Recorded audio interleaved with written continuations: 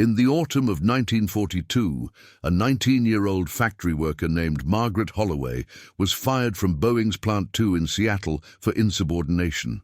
Her crime was refusing to follow the standard welding procedure on the B-17's vertical stabilizer joint, a technique approved by military engineers, stamped by aeronautical authorities, and used on every flying fortress rolling off the assembly line. Margaret insisted the joint would fail under sustained anti-aircraft fire. She was escorted out by security on a cold October morning, her toolbox confiscated, her name blacklisted from defense work.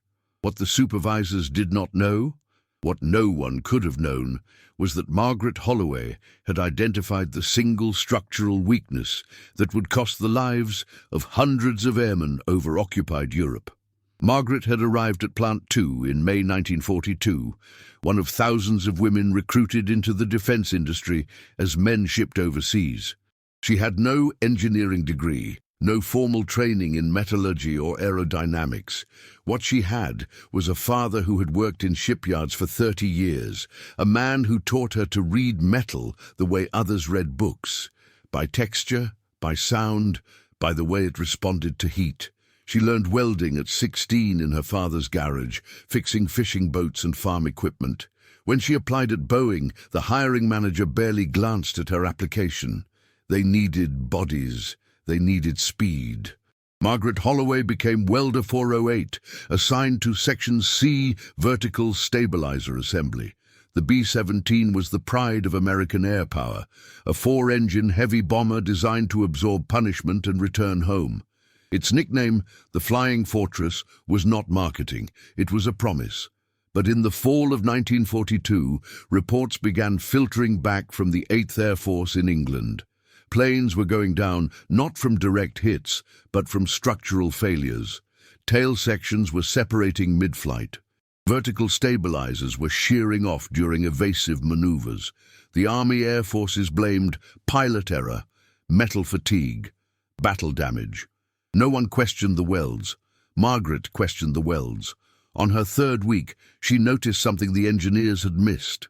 The joint connecting the vertical stabilizer to the fuselage was a butt weld reinforced with a backing plate, a standard technique fast and efficient. But the backing plate created a hidden stress point. Under thermal expansion from engine heat and the shock of flak bursts, the weld would crack internally, invisible to inspectors. The crack would propagate slowly, undetected, until the joint failed catastrophically at altitude. Margaret took her concern to her shift supervisor, a man named Douglas Kemp, who had been with Boeing since 1936. Kemp dismissed her immediately. The technique had been designed by senior engineers, tested in lab conditions, and approved by military inspectors. A teenage girl with 6 months of welding experience did not get to second-guess the system. Margaret persisted.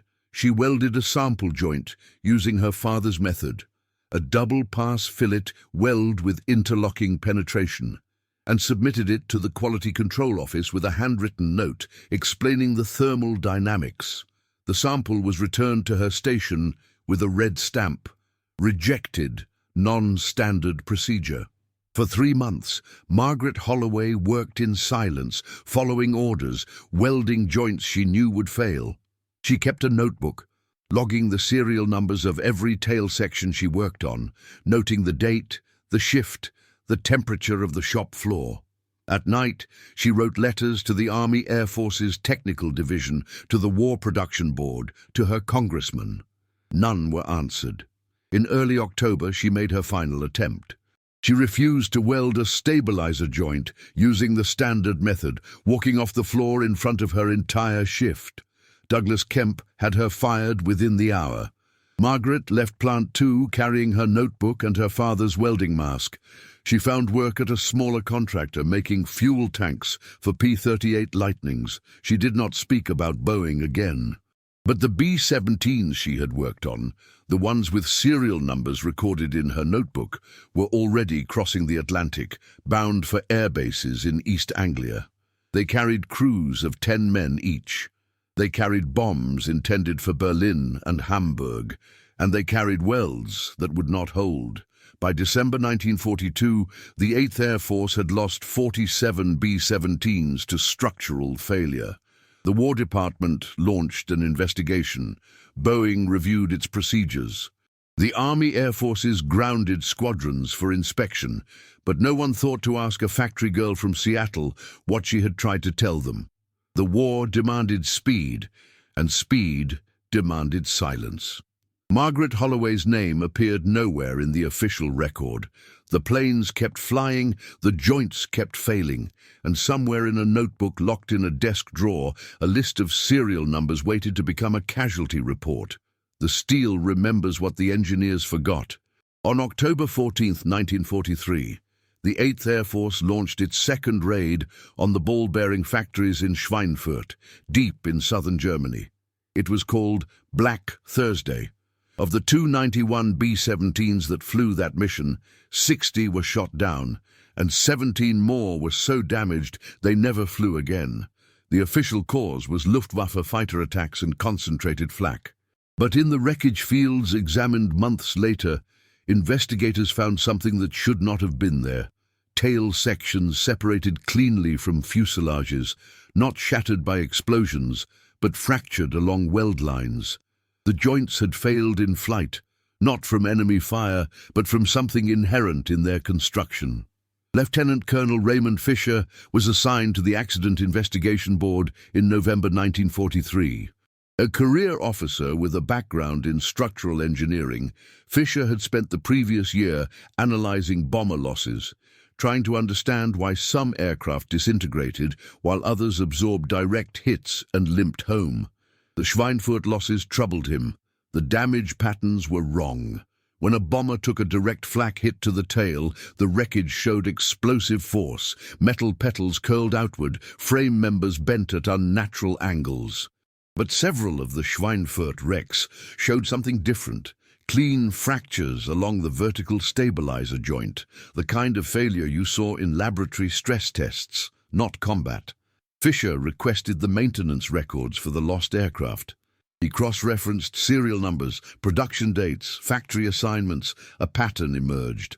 The planes that had suffered structural separation were all produced at Boeing's Plant 2 between May and October 1942, the exact window when production had been ramped up to meet wartime quotas. Fisher contacted Boeing's Quality Assurance Division, requesting copies of the welding specifications used during that period. What he received was a standard technical manual, approved procedures, test results from sample joints. Everything appeared correct, but Fisher was a methodical man. He ordered physical inspections of surviving B-17s from the same production run. Maintenance crews at bases across England were instructed to remove tail sections and examine the stabilizer joints with X-ray equipment and dye-penetrant testing, methods that could reveal internal cracks invisible to the naked eye. The results were catastrophic. Nearly 30% of the joints showed hairline fractures, cracks propagating through the weld from the inside out. The planes were flying time bombs, waiting for the right combination of thermal stress and vibration to tear themselves apart. Boeing was contacted immediately. Senior engineers were flown to England to review the findings. The company's initial response was defensive. The procedures had been tested, the welds had been inspected, the failures must be due to combat damage or improper maintenance. But when Fisher showed them the X-rays, the cracks radiating from the backing plates like spiderwebs, the engineers went silent. One of them, a man named Howard Breckenridge, who had designed the original joint specification, stared at the images for a long time before speaking. "This shouldn't be possible," he said. "We accounted for thermal expansion. We tested this." Fisher asked if anyone at the factory had raised concerns about the joint during production. Breckenridge didn't know. He contacted Plant 2's personnel office, requesting records of any quality control complaints or procedural disputes from the 1942 production period. The response came back 3 weeks later.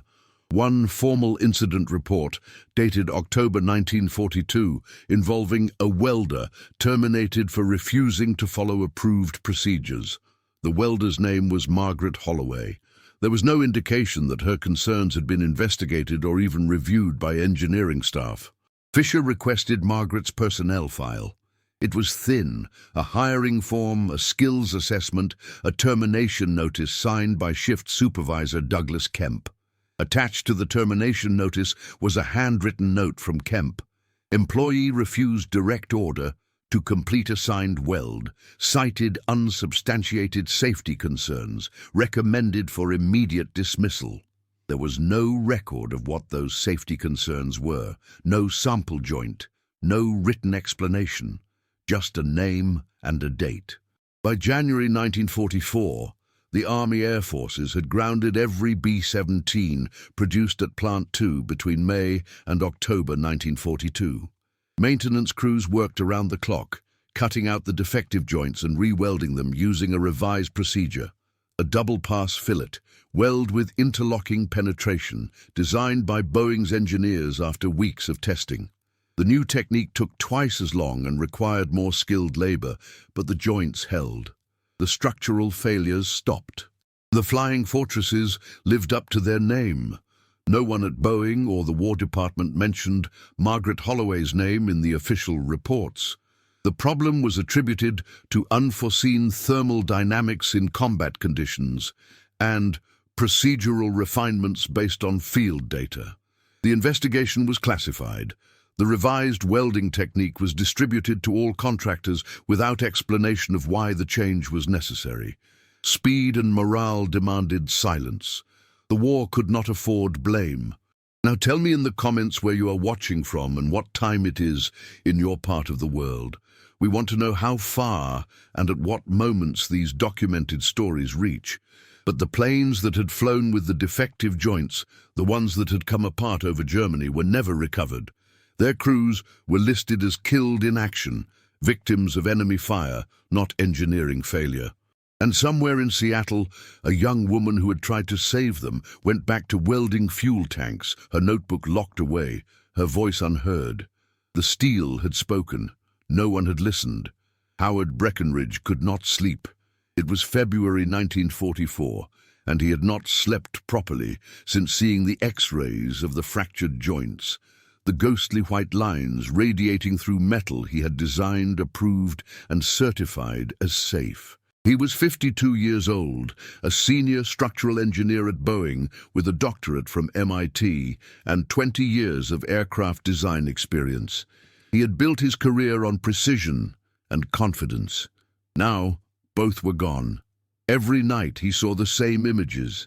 Tail sections falling away from bombers at 20,000 feet, fuselages tumbling through flak-filled skies, crews trapped inside machines he had helped build.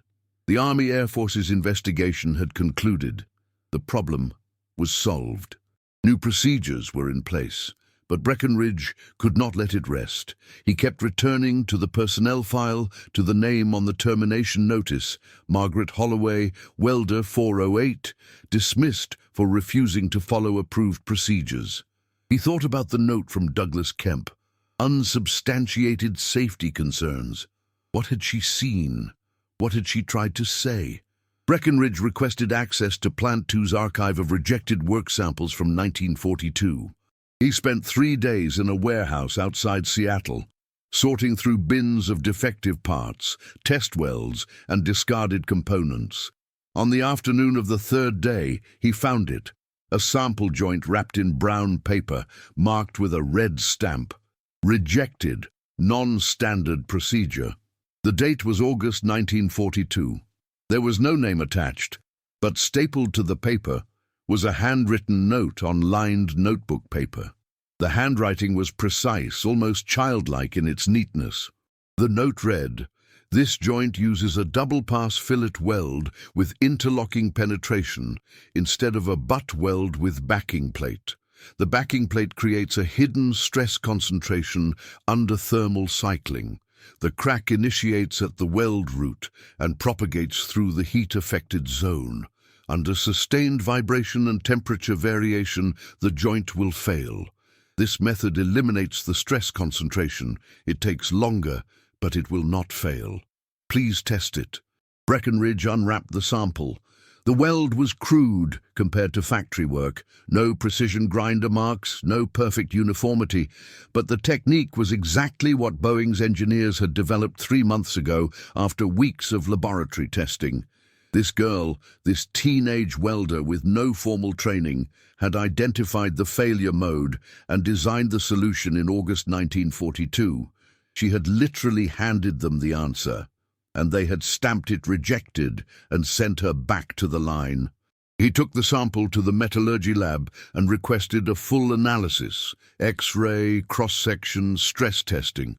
The results came back a week later. The joint was flawless. Under simulated combat conditions, temperature cycling from -40 to +100 degrees Fahrenheit, vibration loads equivalent to sustained flak exposure, fatigue testing to 50,000 cycles.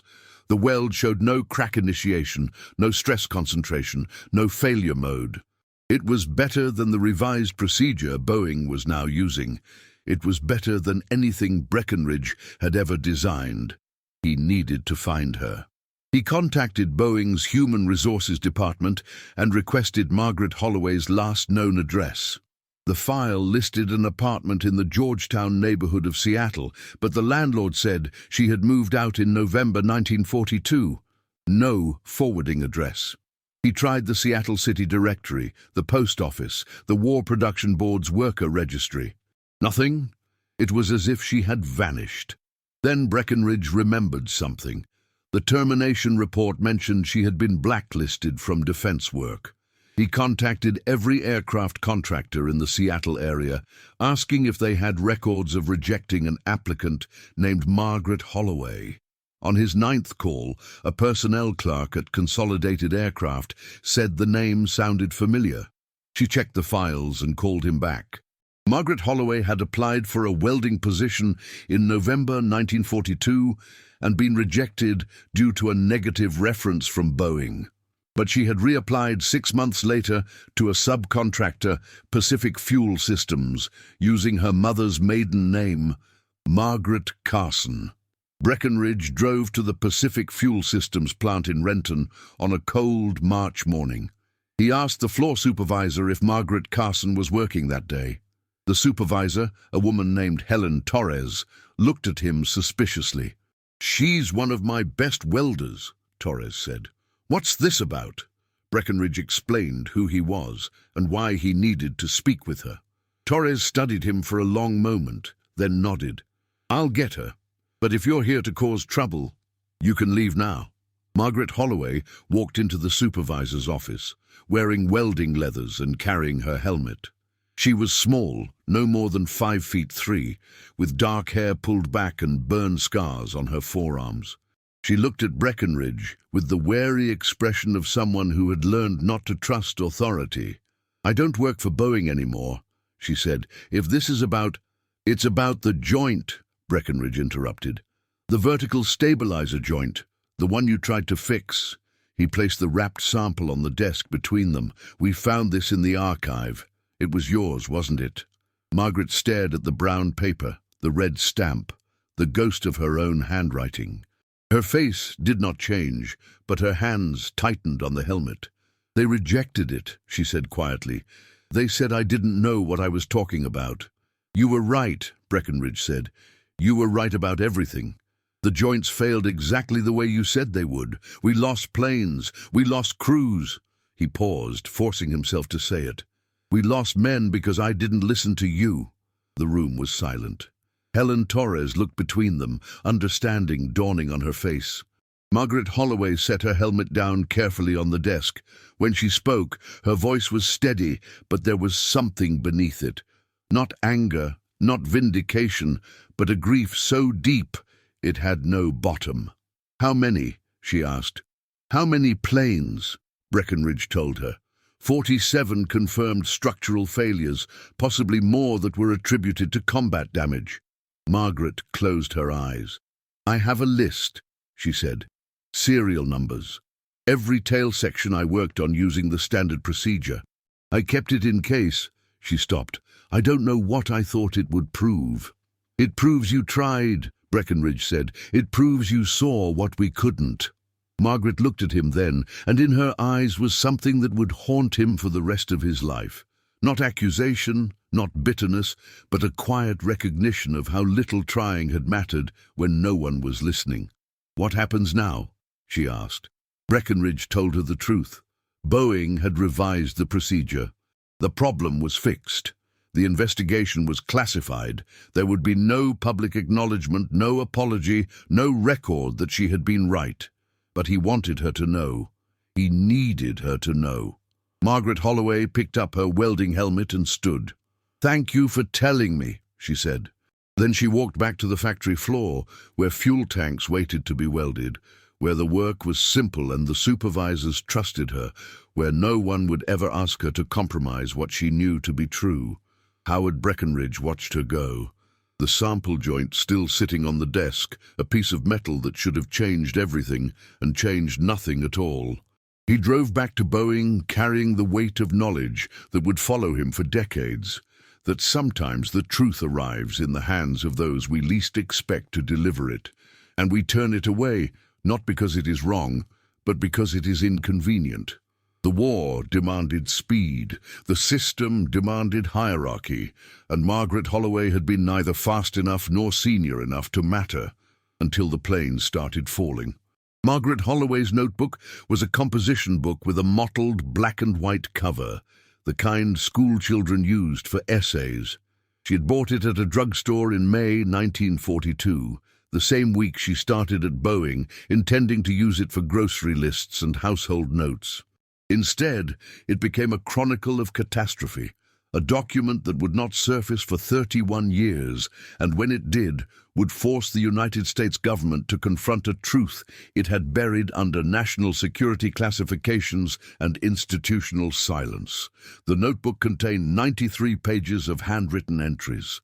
Each entry followed the same format: date, shift time, serial number of the B-17 tail section, location of the weld, temperature of the shop floor, and a brief note about the condition of the joint. Margaret had recorded every tail section she worked on between May and October 1942, 347 in total. Next to each entry was a small check mark, or an X. The check marks indicated joints she had welded using her father's technique, defying orders when supervisors were not watching. The X6s indicated joints welded according to Boeing's approved procedure. There were 31 check marks. There were 316 X's. After her termination from Boeing, Margaret had continued maintaining the notebook. She tracked news reports of bomber losses, cross-referencing dates and squadron numbers with her serial number list. When she could not find official information, she wrote letters to families, claiming to be a researcher, compiling a history of the 8th Air Force. Some families wrote back, enclosing photographs and casualty reports. Margaret recorded every name she learned: pilot, co-pilot, navigator, bombardier, radio operator, gunners, flight engineer. By 1945, she had documented 114 men who had died in planes she had worked on. She could not prove the failures were related to the welds, but she knew. She kept the notebook in a locked metal box under her bed. She never showed it to anyone. After the war, she married a machinist named Robert Hayes and moved to Spokane, where she worked as a bookkeeper for a lumber company. She did not speak about her time at Boeing. When her husband asked about the metal box, she told him it contained letters from her father, who had died in 1944. It was not entirely a lie. Her father's voice was in that notebook, his teachings about metal and heat, his insistence that good work could not be rushed, his belief that the person doing the work always knows more than the person giving orders. In 1968, Margaret Holloway Hayes was diagnosed with lung cancer. The doctors said it was likely from welding fumes, decades of exposure without proper ventilation or respiratory protection. She was given 6 months. She lasted 14. In her final weeks, lying in a hospital bed in Spokane, she told her daughter Elizabeth about the notebook. She explained what it contained and why it mattered. "Someone should know," Margaret said. "Not for me, for the men." Elizabeth Hayes was a high school history teacher with no knowledge of military bureaucracy or declassification procedures. But she understood her mother's need for the record to exist beyond silence. After Margaret died in October 1969, Elizabeth placed the notebook in a safe deposit box and began researching how to submit historical documents to government archives. She wrote to the National Archives, the Air Force Historical Research Agency, and the Library of Congress. Most did not respond. One archivist sent a form letter explaining that personal documents from defense workers were not typically considered historically significant. Elizabeth persisted for 4 years. In 1973, she read a newspaper article about the Freedom of Information Act and its use in uncovering government documents related to the Vietnam War. She wondered if the same law could apply to World War II records. She contacted a lawyer named David Brennan, who specialized in FOIA requests, and explained what her mother's notebook contained. Brennan was skeptical until Elizabeth showed him the entries, the serial numbers, the casualty lists, the meticulous documentation of structural failures that official records attributed to enemy action. Brennan filed a FOIA request with the Department of Defense in March 1974, requesting all records related to B-17 structural failures during World War II, specifically tail section separations in aircraft produced at Boeing Plant 2 between May and October 1942. The initial response was a denial, citing national security and the classified nature of accident investigations. Brennan appealed, arguing that the war had been over for nearly 30 years and the information posed no current security risk. The appeal was denied. Brennan then did something unusual. He sent a copy of Margaret Holloway's notebook to the Air Force Chief of Staff with a cover letter explaining its contents and asking a simple question. If this woman documented structural failures that cost American lives, and those failures were caused by approved procedures that she had tried to correct, does the Air Force believe the public has a right to know? The letter was not a legal motion, it was a moral challenge. 3 months later, Elizabeth Hayes received a phone call from a colonel at the Air Force Historical Research Agency. The Air Force was prepared to release a portion of the investigation records related to B-17 tail section failures, provided that certain operational details remained redacted. In exchange, they requested permission to interview Elizabeth about her mother's work at Boeing and to examine the original notebook for inclusion in the official historical record. The interview took place in November 1974 at Maxwell Air Force Base in Alabama. Elizabeth brought the notebook in its metal box. 2 historians and a structural engineer spent 6 hours reviewing the entries, cross-referencing serial numbers with declassified loss reports. The correlations were undeniable. Of the 316 tail sections Margaret had marked with an X, joints welded using the defective procedure, 71 were confirmed lost to structural failure. Of the 31 she had marked with a check, joints welded using her technique, 0 had failed. The statistical probability of this being coincidence was effectively 0. The Air Force released a redacted version of the investigation report in February 1975. It confirmed that B-17s produced at Boeing Plant 2 in 1942 had suffered from a design flaw in the vertical stabilizer joint, that the flaw had been identified and corrected in 1944, and that the revised procedure had eliminated the failures. The report did not mention Margaret Holloway by name. It did not acknowledge that the revised procedure was identical to the technique she had submitted and had rejected in 1942. It referred to her only as a production worker who had raised concerns that were not adequately investigated. Elizabeth Hayes gave copies of the notebook to the National Air and Space Museum, the Boeing Company Archives, and the 8th Air Force Historical Society. She wrote an article for a small aviation history journal titled "The Welder They Wouldn't Hear." It was published in 1976 and read by approximately 300 people. Margaret Holloway Hayes was not remembered as a whistleblower or a hero.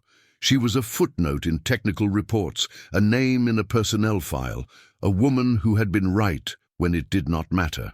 But the notebook survived, and in its survival was a truth that no classification could erase, that the people closest to the work often see what the experts cannot, and when we silence them, we do so at a cost measured in lives.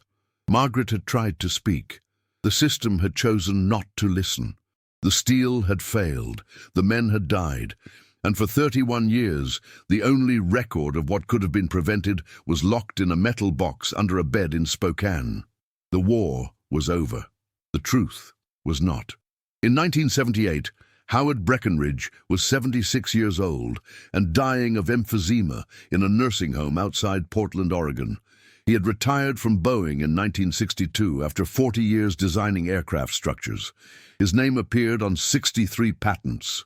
He had received the Collier Trophy in 1954 for contributions to aviation safety, but the recognition that mattered most was one he would never receive: forgiveness from a woman he had wronged 36 years earlier. Breckenridge had tried to find Margaret Holloway several times after their meeting in 1944.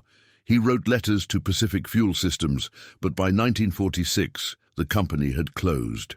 He contacted Boeing's personnel office periodically, but the file remained unchanged, terminated, no forwarding address.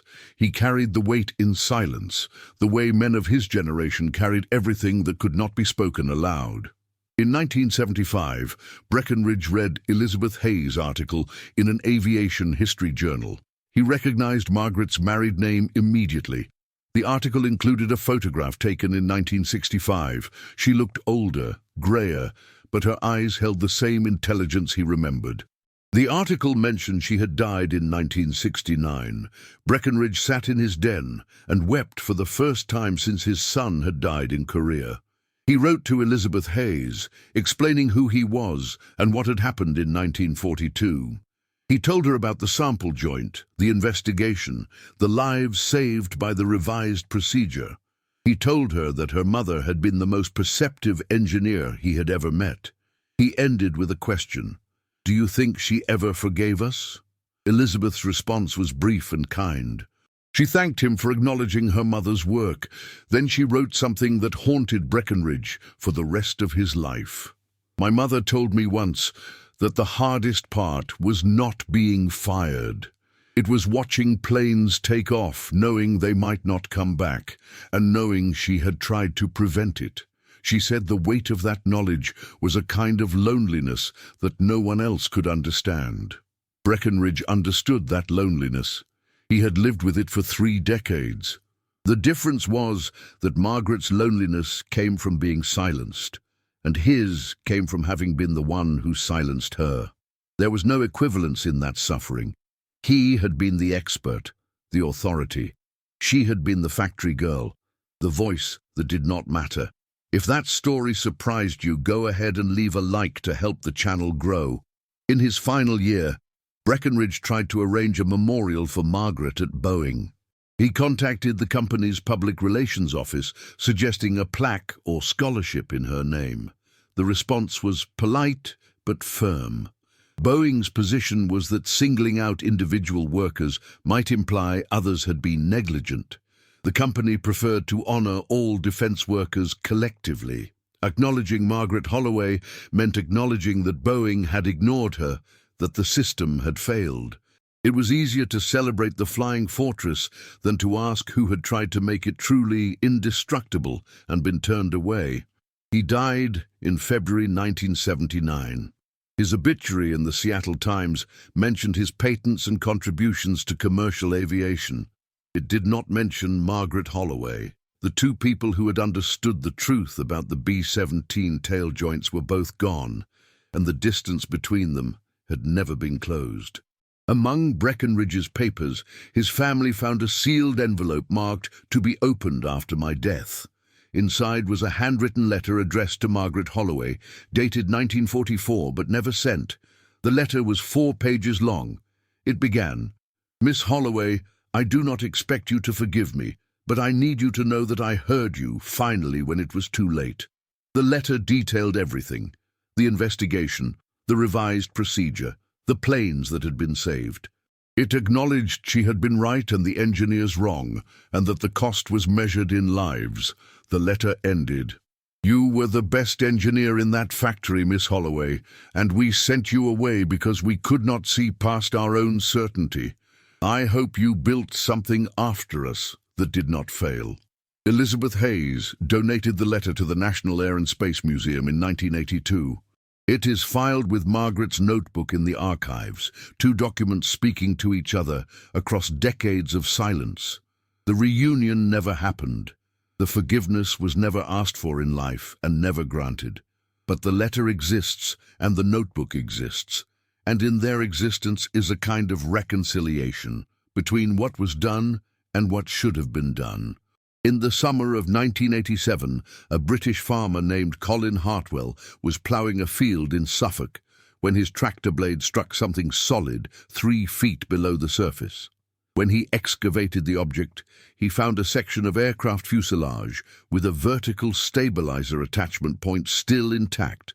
The serial number was legible: B-17G 35BO 4231867. Hartwell reported the find to a local aviation archaeology society. The chairman, a retired RAF pilot named Graham Sutton, recognized the significance immediately. Aircraft 42-3186C7 had been part of the 381st Bombardment Group based at RAF Ridgewell. It had gone down on March 6, 1944, during a mission to Berlin. The official loss report stated the plane had been hit by flak and broke up in flight. All 10 crew members were killed. Over 3 weeks, in August 1987, the team uncovered most of the tail section and portions of the fuselage. What they did not find was evidence of explosive damage. There were no shrapnel scars, no impact deformation consistent with flak bursts. The metal had fractured along the weld seams connecting the vertical stabilizer to the fuselage. Sutton had seen enough crash sites to know the difference between battle damage and structural failure. This was structural failure. Sutton contacted the Air Force Historical Research Agency.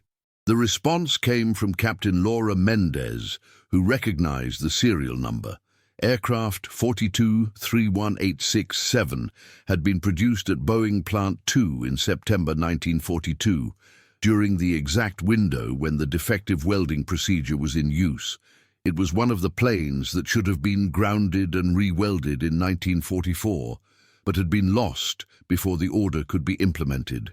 Mendez flew to England with a metallurgist from Wright-Patterson Air Force Base, Dr. Thomas Chen. Chen spent 2 days examining the fracture surfaces. His conclusion was unambiguous. The failure had initiated at the weld root, in the heat-affected zone adjacent to the backing plate, exactly as Margaret Holloway had predicted 45 years earlier. The crack had propagated slowly over hundreds of flight hours until the joint could no longer support the loads during combat maneuvering. The tail had separated in flight at approximately 22,000 feet. The crew had no chance. The crew had been from Wisconsin, Georgia, Texas, New York. The pilot was First Lieutenant Robert Keller, 23 years old, on his 14th mission. The bombardier was Second Lieutenant James Costello, 21, engaged to be married. The tail gunner was Staff Sergeant Raymond DeLuca, 19, who had lied about his age to enlist. The official cause of death was listed as killed in action, aircraft destroyed by enemy fire. Mendez wrote a report recommending the loss be reclassified as structural failure. The recommendation was denied. Reclassifying would require reviewing hundreds of similar cases, and any revision would raise questions about why the flaw had not been addressed earlier. The Air Force's position was that the matter had been resolved in 1944, and that revisiting individual losses 50 years later served no useful purpose. In 1988, Mendez published a paper in the Journal of Aviation Safety documenting the case. Then, in 1990, A journalist named Patricia Morgan read the paper while researching women in wartime industry. She recognized the connection to Margaret Holloway and proposed a collaboration. The result was a book published in 1993 titled The Welder and the Fortress: How a Factory Girl Tried to Save the B-17. The book reached some of the families who mattered most. Morgan tracked down Robert Keller's sister, Helen, who was 71 and living in Milwaukee. Helen read the book in one sitting, then called Morgan. "Are you telling me my brother died because they didn't listen to a girl?" she asked. Her voice was tired, bewildered, carrying grief that had never fully healed and now had a new dimension. Morgan told her yes. Helen Keller was silent for a long time. Then she said, "I want to remember her name, Margaret Holloway Hayes." Helen kept the note in her Bible until she died in 2003. The wreckage was eventually transferred to the Imperial War Museum at Duxford, where it is stored in a conservation facility. It is one piece of metal among millions, one crash site among thousands. But it is also proof, physical, undeniable proof, that Margaret Holloway was right, that the system failed, and that the cost was measured in the lives of young men who believed they were dying for their country, not because of a weld joint that should never have been approved. On May 15, 2018, 76 years after Margaret Holloway was fired from Boeing, a small bronze plaque was installed outside the Museum of Flight in Seattle. The plaque was funded by a crowdsourcing campaign organized by Patricia Morgan and Laura Mendez. The campaign raised $11,000 from 472 donors, aviation historians, veterans, descendants of B-17 crews, and people who believed her story deserved to be told. The plaque was modest, 18 inches square, mounted on a granite base.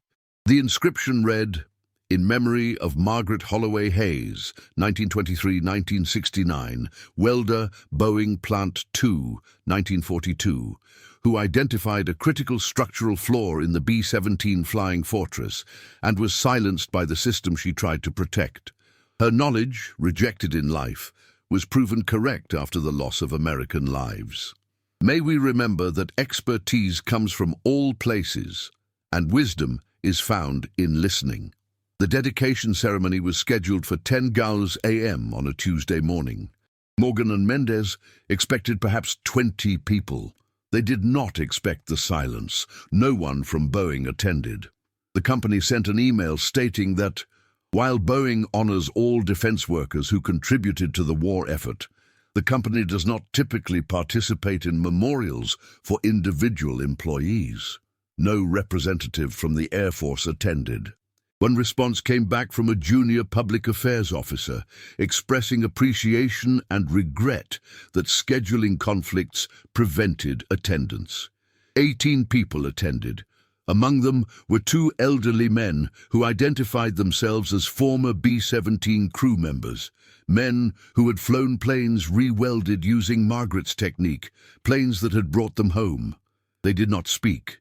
They simply stood at attention, saluting a woman they had never met who had saved their lives without knowing their names.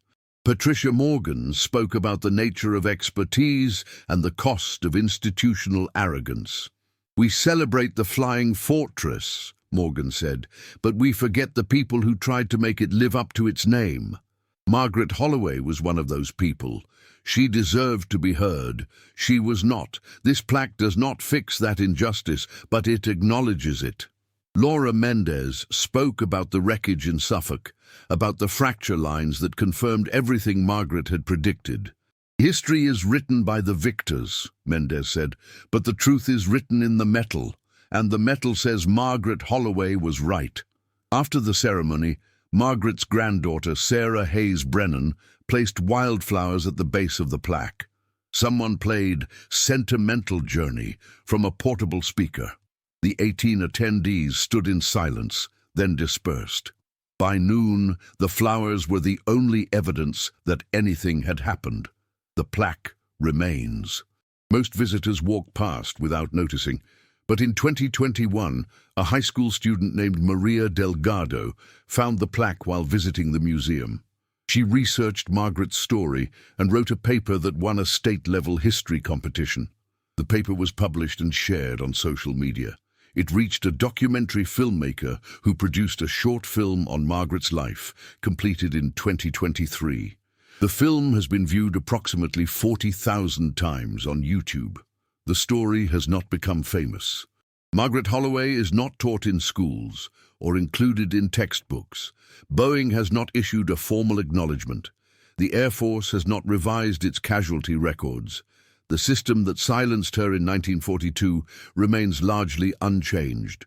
But the plaque exists, the notebook exists, the wreckage exists, and the story circulates quietly through networks of people who care, historians who study gaps between official narratives and lived experience, engineers who have been overruled, workers who have tried to speak truth to authority and been punished for it.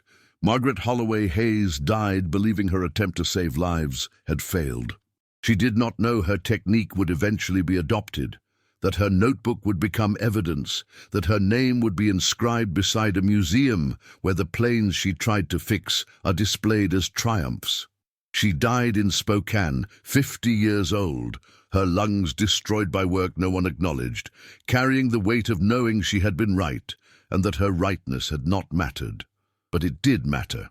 Not in the way she wanted, not in time to save the men whose names she recorded, not in time to receive recognition.